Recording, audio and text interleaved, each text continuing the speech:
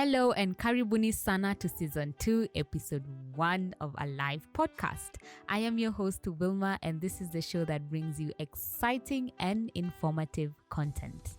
So today's topic, we are going to be discussing on social media and how we can build and improve our social media presence. There are 3.78 billion social media users and the online businesses on social media. We have these apps on our phones so we can easily access social media. And that's why we have a very special guest on the show who will be introduced shortly. But before that, ladies, I have some exciting news. We have finally hit 1,000 plus streams and downloads across all streaming platforms. And I'm super excited to be sharing this news with you because, there's a community of women who are rallying behind this platform. And I just want to say a big thank you.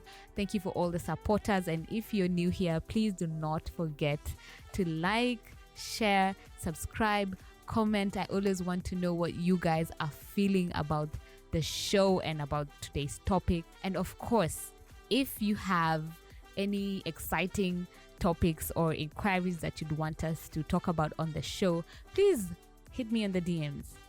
I'll read out a tweet that my guest put out. I believe she did it on her way here, and it says, social media is a vital component to how we stay connected. Simple, it's about connecting with friends, family, business associates, and even new people with similar interest. And that is what social media does. It brings us together, and what a wonderful time to have this conversation with my special guest.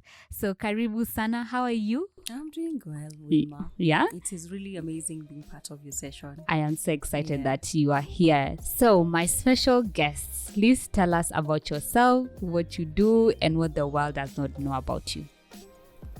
Firstly, let me just say thank you so much for giving me this opportunity to actually be part of your listeners and also your podcast. Thank you. My name is Janet Machuka, and people know me as a social media influencer, but I wouldn't really like to introduce myself as so, because I do a lot apart from it, influencing. I am a social media strategist, social media trainer.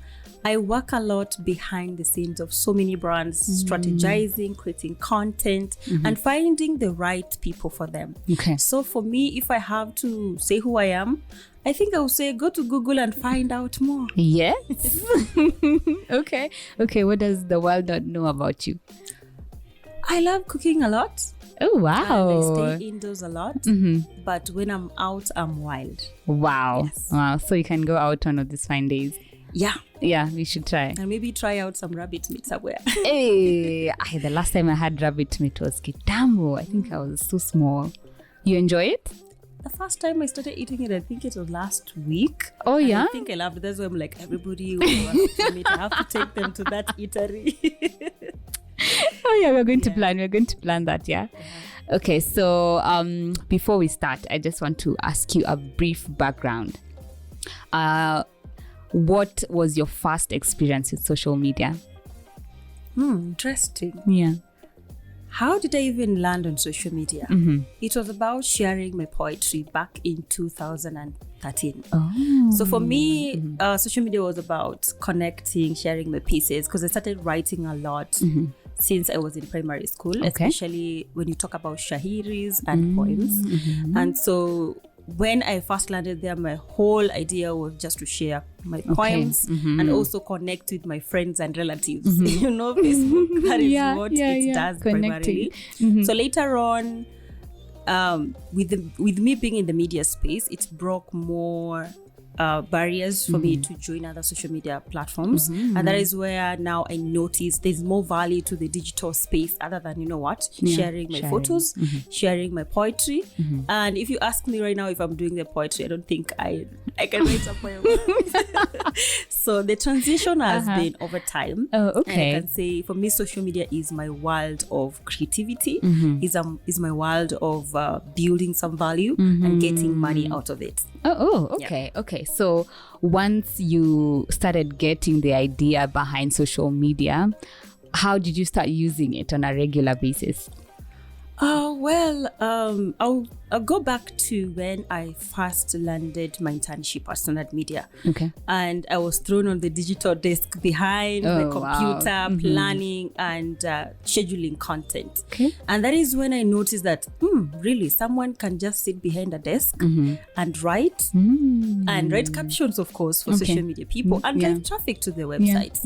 So I was like, okay, I thought I was going to go out, collect the news, report, meet people.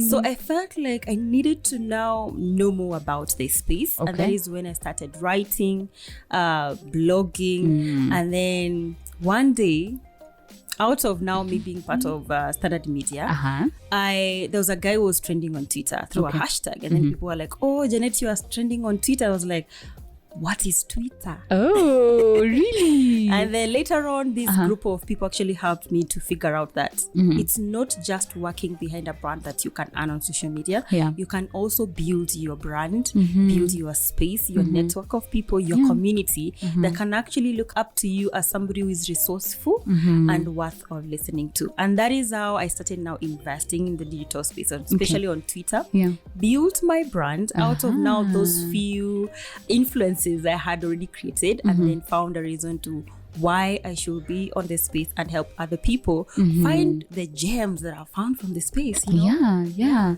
Because for me, I remember my first experience with social media. I joined Twitter, for example, in 2014, and I'm still there.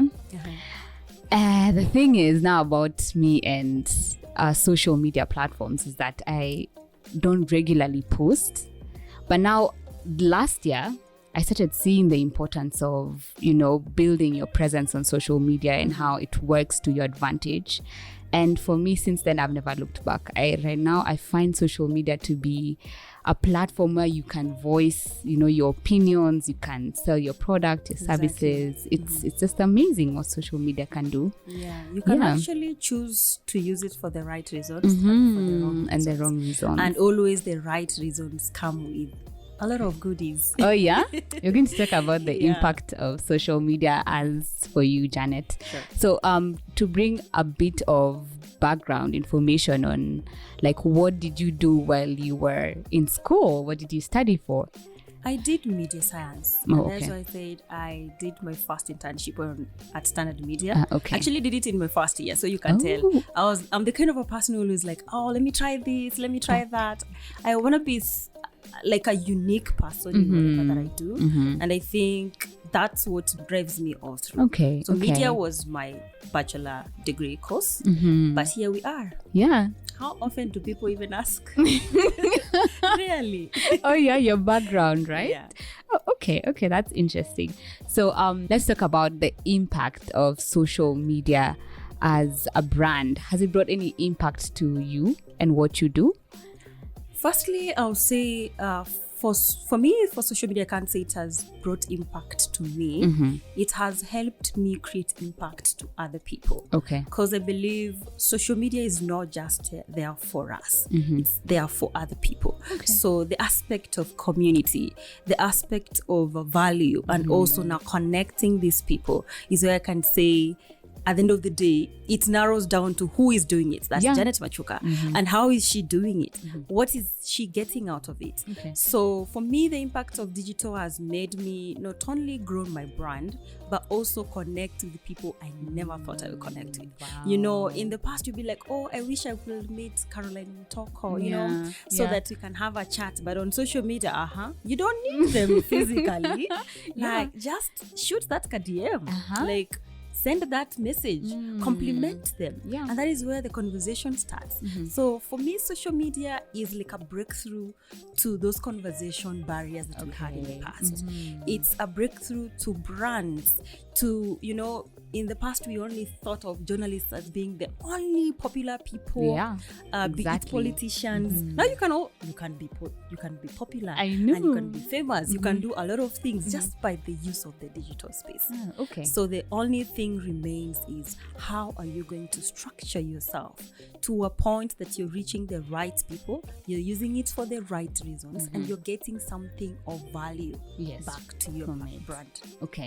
And I'm sure you've experienced different people on social media, right? Yeah. So how do you sometimes handle the positives and the negatives that come with it? I'm the kind of a person who has always had to have like let me say a problem and challenges wherever I try something new. Okay. And so I take it back to maybe my primary school and then my high school and then during my university days and then now on the digital space. Yeah. So to some extent I was already used to, when you that kind of a person who is vocal and always, I want to try this, I want to try that. Sometimes people misjudge you to kimbelembele person. And then they forget maybe you have this drive. You're trying to figure out who you are and where do you fit, where does your energy actually fit. And then in the process some people might lose that and start throwing stones to you. But if you have the right people to actually keep on pushing you to the right direction, you can become that star you always wanted or you have never even thought about. So being on the digital space has so many negatives and positives, but how do you maneuver through it? For me, I always create a list. Okay. And let me say this to anybody who is listening. It's okay to feel bad when somebody says something wrong to you or something hurtful, because you're human. You can't be, I'm happy all the time when you know very well your mental health is at stake. So it's important for you to look for people, especially a circle of friends you can actually open to, talk to, tell them how you're feeling, what you're feeling, regardless of the fact that it might be just a small reply someone said. As many say, yes, we get used to, but it's very hard to get used to when constantly it's your mental health at stake. So for me, I look for those people. I talk to them. I tell them, by the way, I feel so bad. So and so has abused me. Should I block them? Should I respond to them? What should I do? But first, they usually remind me this. It's okay to feel bad. Before you perform any action, blocking them, responding to them, allow yourself to feel bad. Okay. And then after feeling bad now, talk to somebody. Okay. Maybe figure out what led to that somebody saying that. This is somebody you've never met actually. And even maybe you even don't know their profile because they're fake bots. And then you're trying to, hit back. Maybe it's your close friend who is actually doing that. You never know. Because sometimes I find friends who end up finding that a fake account was of a friend. So sometimes you're like, okay, so that's what they did, but you can't confront them. You try other means on how to just go over it, get over it, so that they might not make you look like you are a failure or you're somebody who is like, if you feel bad, you go back to them. They will always fight back. That's so true. For me, what I have to tell you, the listener, as much as you're growing yourself on the digital space, remember this: people will make you feel bad, and it's okay to feel bad.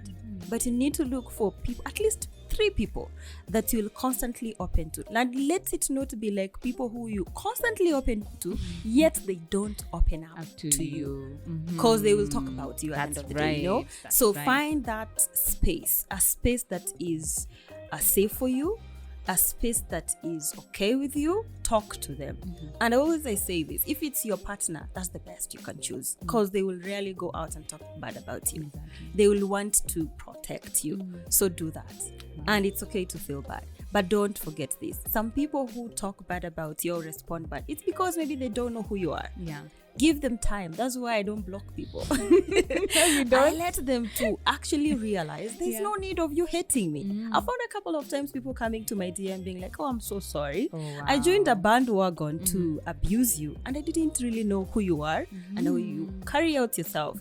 And now as time goes by, I've realized that you have no time for negativity. That's true. Personally, I've never experienced that side of social media. And I don't know if I should say I hope not to, but they're going to be haters. You never know, right? Okay, so let's talk a little bit more of how are you able to grow on the various social media platforms. Or before even we get to growth, how were you able to choose the social media platforms that you currently are in right now? Wow. How did I choose them? Yeah.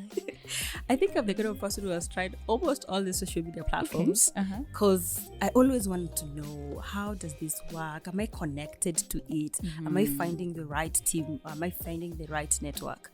So I can say I started from Facebook because Facebook is for friends, family, and easily to get my schoolmates, you know, and then we have conversations. And then later on, I tried Instagram, though until to date, I'm struggling with this action because I can't keep up with, you know, looking awesome all the time. Yeah. And I know there's some people who are not doing that at the moment, but that's how we constantly picture Instagram, that you have to have those fine stuff, you know, you have to go to nice places and take nice videos.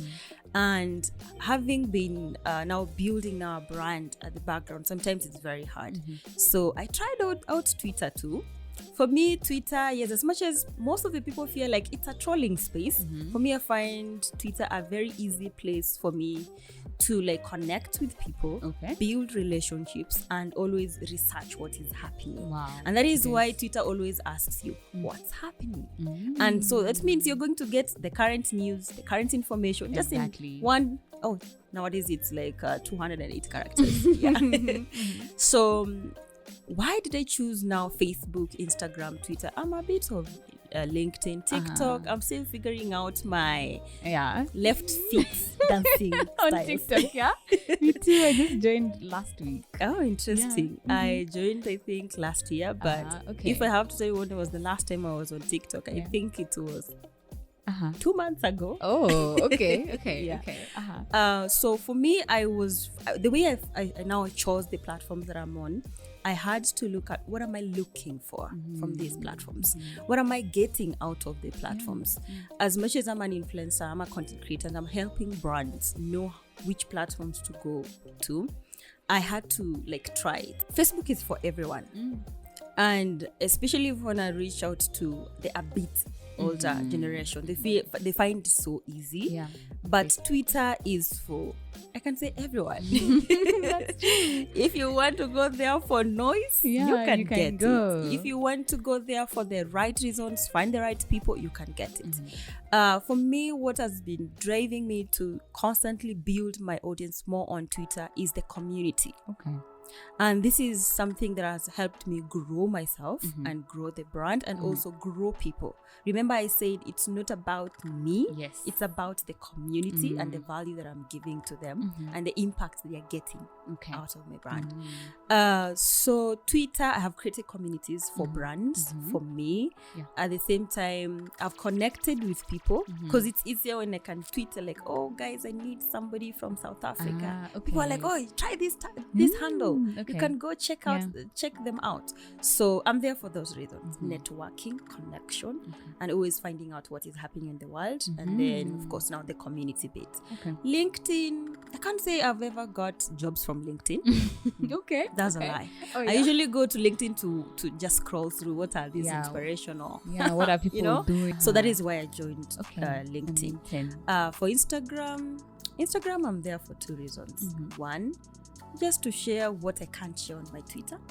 Because I feel Instagram is more of a lifestyle and what I do, apart from me now being that business person.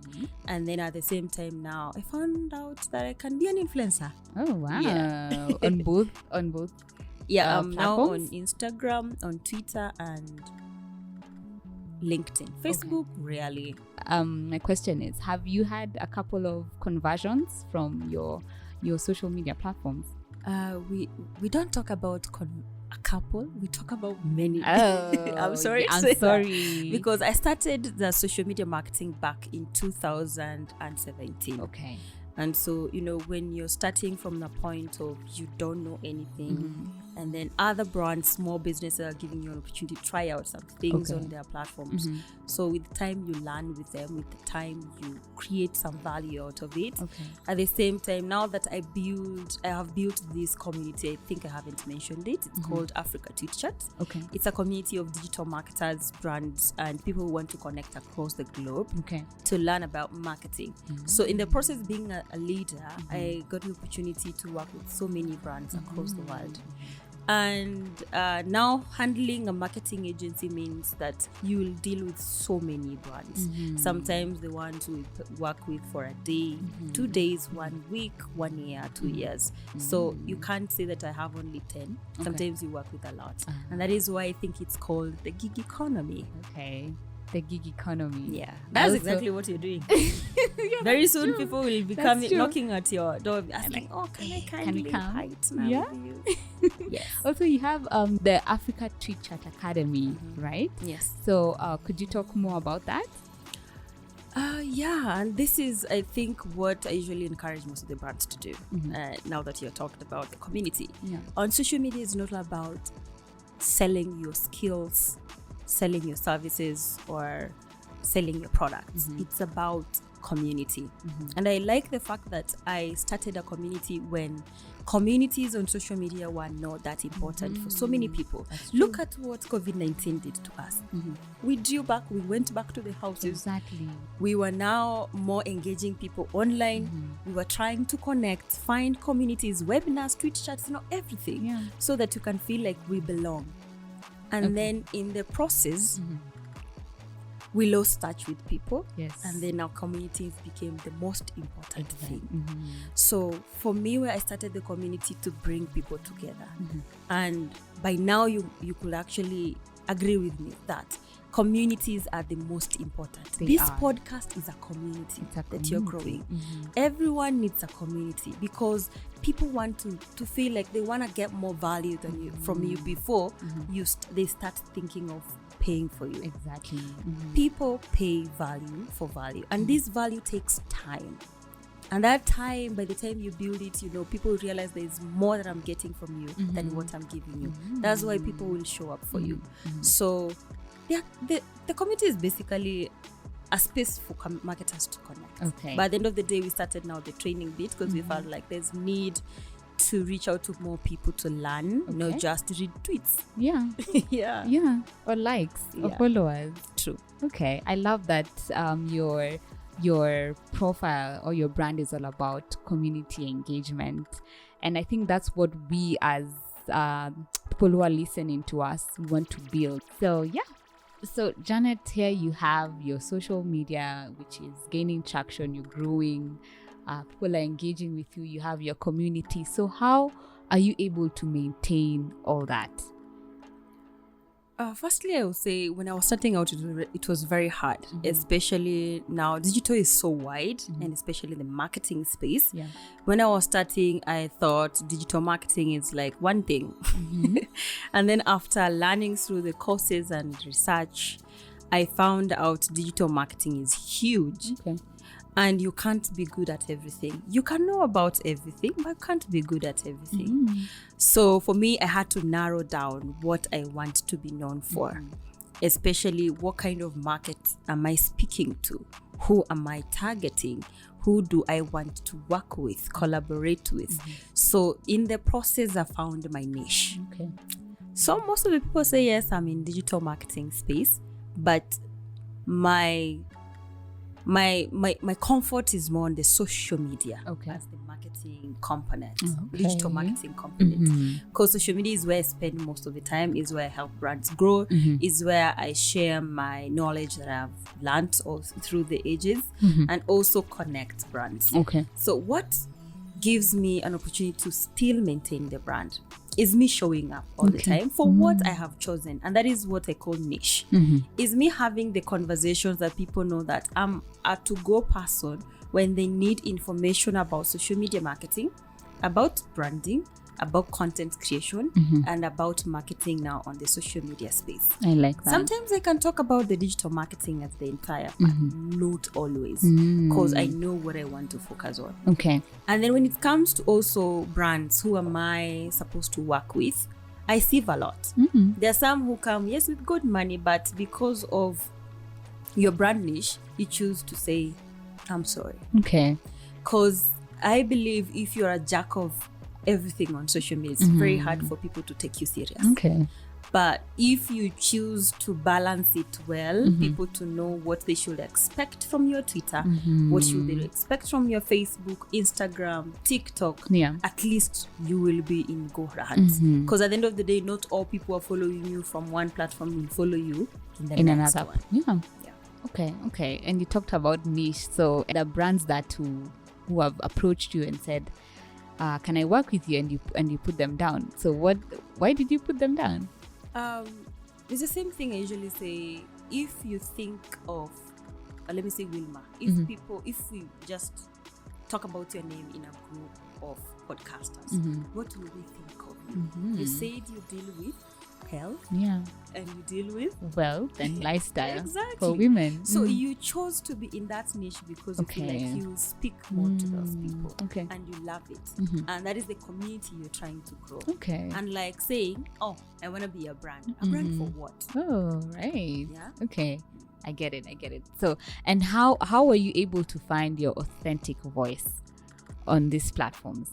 It's not easy when first you don't know what to deal with, but as time goes by, you realize that people are knowing you from what you do, maybe on a daily basis, from the way you package yourself, and in the process you find that the way you're packaging your personality and the voice that you're projecting to these people and communicating to them is now in line with what they want and what you want. And then now you constantly now focus on building more on that than just what you wanted to build for yourself. Maybe they don't want.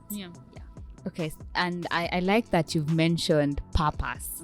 Like when you're on social media or when you're trying to build a brand on social media, you have to have a purpose as to why you're getting into that space. And let's talk a little bit more on online businesses. So how can online businesses leverage on social media? One, I would say don't talk about your products all the time. That's right. Because that is one big problem most of the businesses have. They think like, oh, I have a Twitter account, I have an Instagram account. The next they will ask you, where are the customers? Where are they? You know, why are you getting to the customers before you entice them? How are you going to bring them closer first? And I think that is the same actually strategy each and every personal brand, apart from only the small businesses, should use. It's not about your product, your service. It's about your value. Before you talk about the value of the product and the service, we want to know what is your value. Can you converse? There is a reason to why Twitter asks you what's happening, so that you can tell the next person and then they will be part of the conversation. There is a reason to why Facebook asks you what's in your mind, not what's in their minds. Because they want you to share what is in your mind and then to bring other people to the conversation. And that is why you realize that if you find a product-oriented post and an emotional post, or a post that deals with, I woke up in the morning and then I had this and this, and then later on I went to Wilma's podcast, people will go, so what's the name of the podcast? It's more of a conversation other than, let me just sell to these people. Before you sell, you have to look at a story. And that is why we say social media and businesses, it should be more of storytelling, not about just your product, but what your product have done to the customers, can do to the customers, and the value they are bringing into their lives. How are they changing their lives? How are they changing their behaviors and the way they think, they feel, they connect with your business now? Okay. So, and some of the businesses out there are really struggling to build a connection or build a community. So what are some of the tips you could give them on how they can improve on that? One, it's not just about you working alone. It's you finding the right people to connect with. I have worked with so many small businesses who were nowhere on social media, but now I think they're somewhere. Or maybe they are more than where they thought they will be 2 years down the line. One thing is to collaborate with the right people. And with the right people, I don't just mean only individuals, but also the right businesses.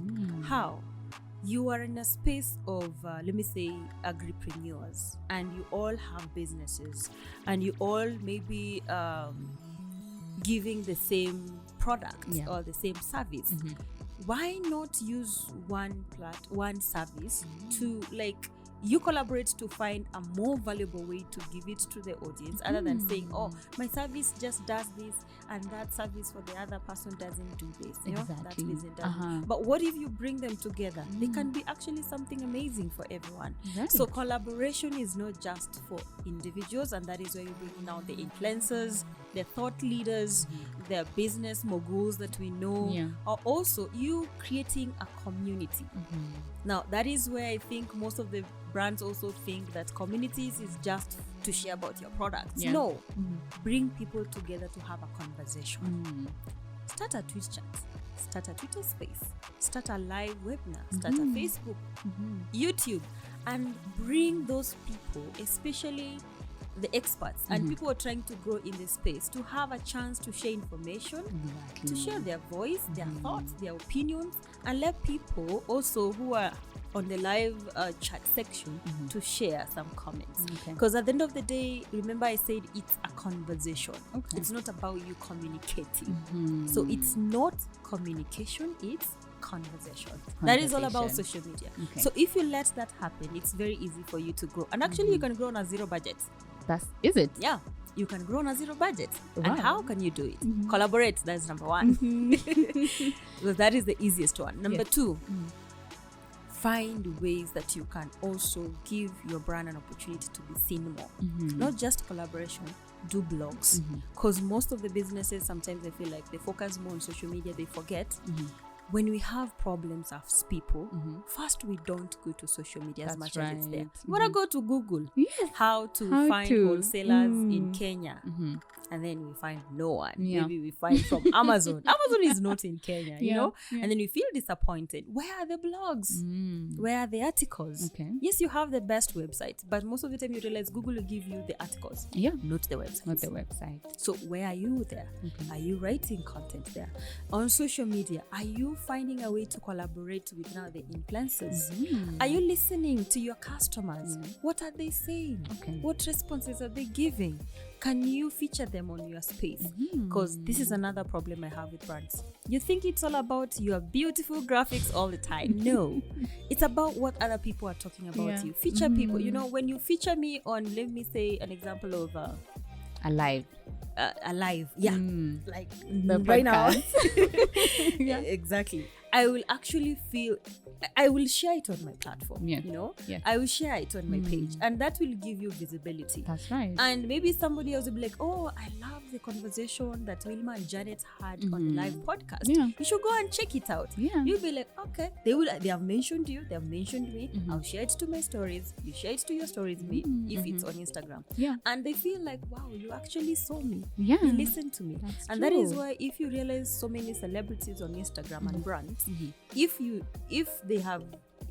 I have commented something about you and then you share it to your space, I feel connected to you actually. You do. If I you haven't followed you, I'll come and follow you. Right there. You actually listened to me. You saw me. You feel nice. So that is the same case I'll tell small brand. It's not about just you. Don't make your creative team feel like they're overweighted with, you know, I need to think, I need to get a fresh idea, strategy after strategy. What are people talking about? Have you done research? Have you really listened? Have you given them the opportunity? And that is why so many brands now are on their testimony. Before you think about going to film a testimony that will cost you 200,000, have you checked what they say on social media? Feature it on your page. Easy way to create content, actually. That is amazing. Actually, I saw this statistic on social media that says 54% of social browsers use social media to research products.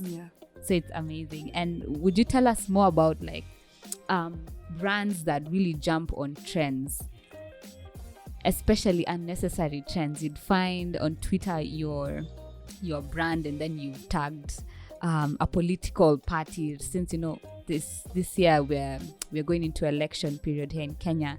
So you'd find a lot of brands are using irrelevant hashtags or irrelevant trends to like push their product or their service. Tell us more about that. hashtags in businesses. Yeah. For me, I can look at hashtags in so many ways. First, let's start with hashtags when you're collaborating with maybe influencers. I feel like if it's not an event, if it's not an awareness day, like let me say you want to do a trend, if it's not a live conversation, please try as much as possible to avoid the hashtags. Yes. Because I want the conversation as how can I put it, as organic, engaging, so that people won't feel like, this hashtag nowadays, actually our minds record hashtag as a paid thing. Oh, is it? Especially when you see let me use our brand, no our problem. agency, or Sparks corporate event. The moment you read the Sparks corporate, you'll be like, if it's another influencer, these have been paid. They've been paid. Yeah, so they are talking about it. So it's more of it. We should do away with the hashtags and have conversations. Okay. And I think like this is that. where we keep on saying, social media is not about communication. It's about conversation. Okay. Because in communication, we still think from the aspect of, I'm the media house and you people are there. Let me channel the information to you. I'm not going to give you an opportunity to respond back. But when it's a conversation, I talk. I sit away till you say something and listen, or I read it and then I'll be like, okay, let me respond back. Okay. So how can we get there without using hashtags? And then in terms of brands jumping into hashtags, I feel like that is for most, I don't blame them, because most don't really have the knowledge. Okay. They don't know the best way to do it. So I can excuse you for that, but you should look for me to train you. Yes. Yeah, so that you can get the right way to actually do tweets the best way. Okay. And also we have tools that can give you an opportunity to create content if you don't have anything to create. Okay. That are conversational, emotional, to a point that they will attract your audience. So don't worry about, I should write this, I should use a political post in order to be seen. You will be seen, but people will take you as a joker. As a joke. That's right. Marketing is an investment, and it's not an investment where we say, today I'm going to spend 100,000 on Janet to post on Twitter, and that's it. Imagine I posted that on Instagram or Twitter. Tomorrow I'll post something else. People will forget, because people are like, I'm just waiting, what is new? What's she posting? But when you invest your efforts in building something for the long run, you will be there, and you will have already built a strong foundation, from the community to the conversations to the kind of people in your space. Because at the end of the day, remember this, we are not all of us are not looking for customers, and not all people who follow you are your customers. Most of them are your fans. They just want to know what you're doing, how you're doing. Maybe they liked that documentary list you posted. They don't care about your marketing content. That's true. Yeah, I like the documentaries you post. Oh, thank you. Yeah. So interesting. Okay. There's also one last bit before we close on that. How can online businesses monetize from their content on social media? Businesses, give an example of a business, or maybe live podcast like this one. Oh, okay. One is collaboration, and I think this is where most of the people think like it's all about you building your influence to a point of collaborating with brands. No, we have micro, we have mega, we have we have even to the celebrities, but we don't have to all package ourselves as celebrities or push ourselves to be celebrities when we haven't got there. Okay. And this is where I feel like if you have 200 subscribers in your live podcast, actually you're safe. And these are people who return. You have a good audience. So regardless of you thinking of I don't have influence, you will always have the right person to partner with. Okay. Just sit down, write everything that you want to achieve, write the kind of brands that you target. don't go to the brands directly. Find out which agency is actually managing those brands, because currently, if I tell you for free, if you send a proposal to most of the brands, they will maybe high chances are nobody will ever look at that proposal, even reply to you, because it's not the brand who is managing that. There's an agency doing that. So find the people who work in the agencies. The agencies also, if you can find them, the names, build relationships. Relationships are not built by, you know what, how hi, this is my proposal, I thought you will have a look at it, and then no, go to their events, engage them on social media. High chances are, personally, we sometimes employ people, especially for social media management and influencers we work with for different brands. And sometimes you can reach out to me, you tell me directly, I need a job, and then I'll be like, okay, if I get an opportunity, I'll let you know. And then there is this person, yes, they sent a DM, and most often we engage on my timeline. I see his name, I see his responses, and sometimes they ask me questions, or maybe they want to learn something they didn't know. High chances are I will remember you. Yes. And if I get an opportunity to be like, oh, I saw Wilma, and we usually engage, so let me call her, give her this opportunity. But it's very hard when you do it at one time, and after quiet. 2 years you're complaining, oh, Janet never gives people an opportunity. No, sometimes we forget. There's a lot happening on social media. So building a relationship is not, oh, I followed her and that's it. No. How are we engaging after the follow? Because connection is not, and I think LinkedIn is using it for the wrong reason. That's not connection. Yes, you have connected, then what? If you can't come for a conversation in my DM, maybe we grow something, we build a relationship, then the connection was as well as, you know, I liked your post, and that's it. I never saw you again on my timeline. The engagement. Okay, that's interesting. So as we wind up, share with us some of the best practices you have used on social media. Know when to say no and know when to say yes to who and at what time. Wow. Regardless of the fact that they have, I know everybody is chasing for money, especially for the time that we are on social media, but just know where is your niche. And that is why I said know when to say no and when to say yes. Number 2, everything takes time.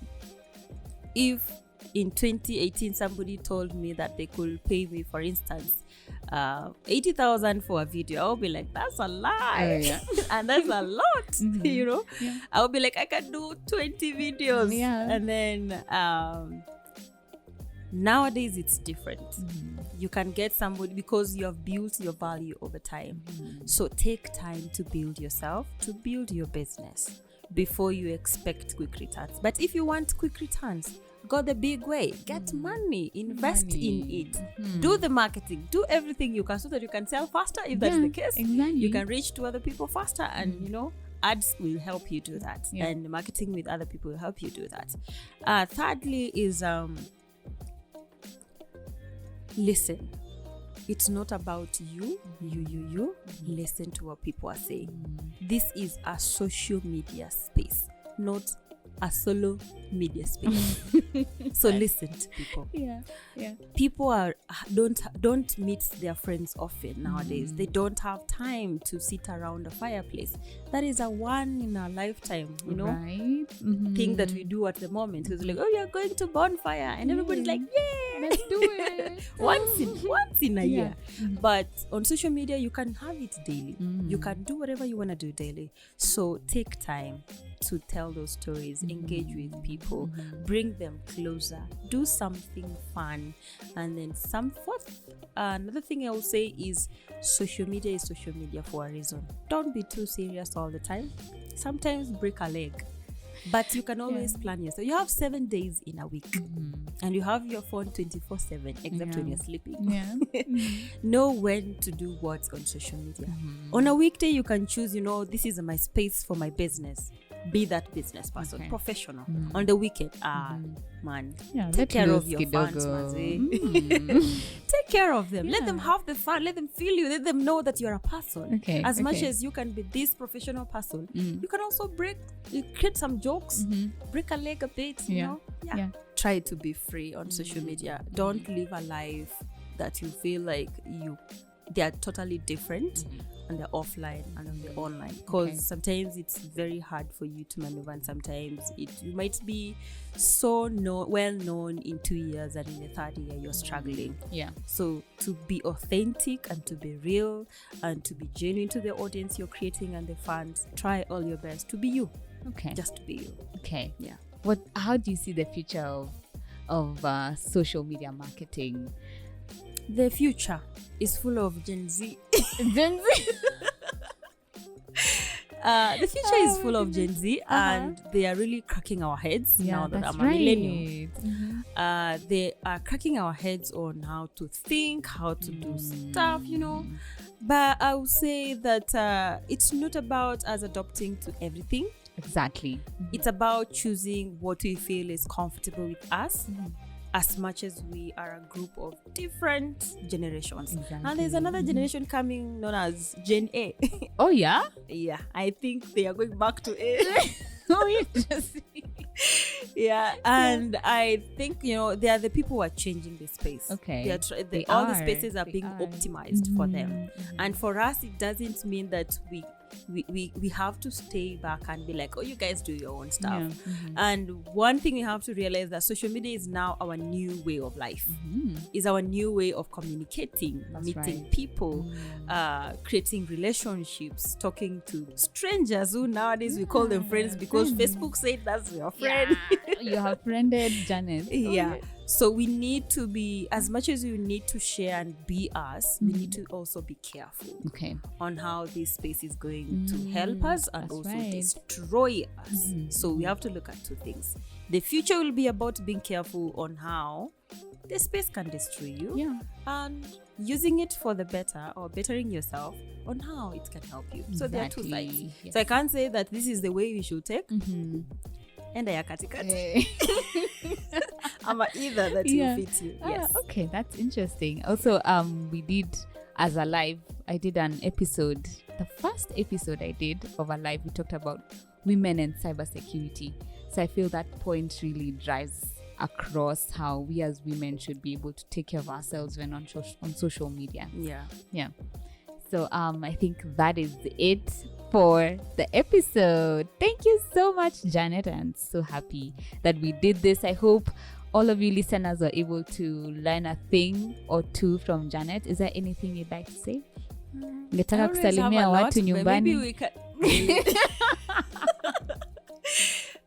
I'm joking. What will be your last word?